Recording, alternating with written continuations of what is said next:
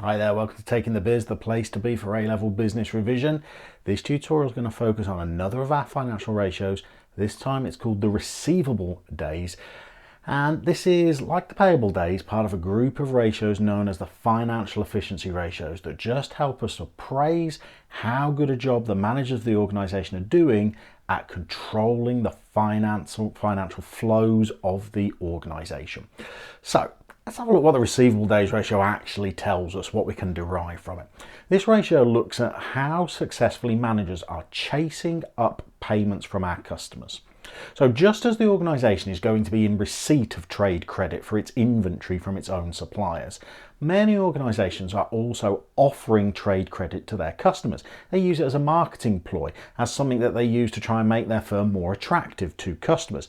And this is particularly true if we have an organisation that sells to other businesses rather than the end consumers. When you're selling to other organisations, there may be a demand there from them to receive trade credit, time to pay for the products, the goods that you are selling to them. Now that creates a little bit of an issue for managers, that if they're selling on trade credit, they're giving their customers time to pay, maybe it's 28 days, 60 days, 90 days in order to pay up, then it means that these debts have to be monitored and managers need to be chasing them. They need to be making sure that the firm is getting paid on time. If you give one of your customers 90 days to pay, you need to make sure that they pay within that 90 days. Otherwise, it's got consequences for your own liquidity. If you've got your own debts from your customers coming in late, it's going to put a squeeze on the organisation when it comes to settling their own debts with their own suppliers. So it really strikes at the heart of liquidity and cash flow, this ratio. It's a great one to use in conjunction with our payable days, and we'll link in the top corner there to a video on payables days to see whether the managers are successfully getting money into the organisation before they're having to settle their own debts, their payables days, to their own suppliers. So here's the formula to calculate the receivables days. It's just receivables, which we'll find in excerpts of the balance sheet, divided by our sales revenue or our turnover, which we should find in the income statement section of the case study that we're reading. And we're going to times it by 365 days, which means the answer that we get on our calculator, we're going to express in days. So if we type in all these sums into the calculator and the answer comes out at 42.5, it means the firm is taking 42.5 days to chase up payments and get payments in from its own customers that it's sold to on trade credit. Now, there's a couple of things that we need to remember about our receivable days ratios, and one of them is key because it's a little bit different to the payables days. With the payables days, we said really it's not optimal to be settling our debts with our own suppliers early. If we've been given 60 days to pay and we pay up after 2 or 3, that's not actually that desirable. It sounds like we're being very organised and efficient, but it means that money is exiting our organisation before it needs to. That's not really the most effective use of those funds. However, with the receivables days, the opposite law is in effect. It's actually advantageous to us to chase up debts from our customers and bring that cash into the organisation as quickly as we possibly can. If we've given 28 days trade credit, but we could get paid after 14, then that's useful for our organisation. It brings cash into our organisation, helps alleviate any liquidity issues that we might have, make sure that there's funds there to pay our own payables or our own trade credit to our suppliers.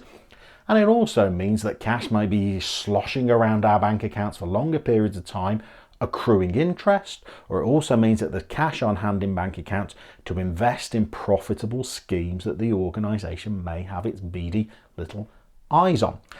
We should also try and compare the receivable days ratio to the payables days ratio to check one very important thing.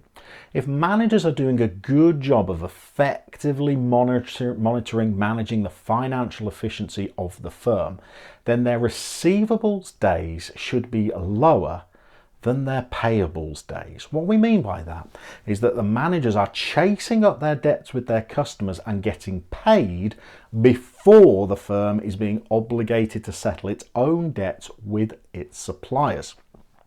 So what we'd like is a little scenario where we might have a receivable days of say 26, 27 days. So funds are coming in on average to the organization after 26, 27 days. That's how long on average it's taking us to chase up customers that we've given trade credit to.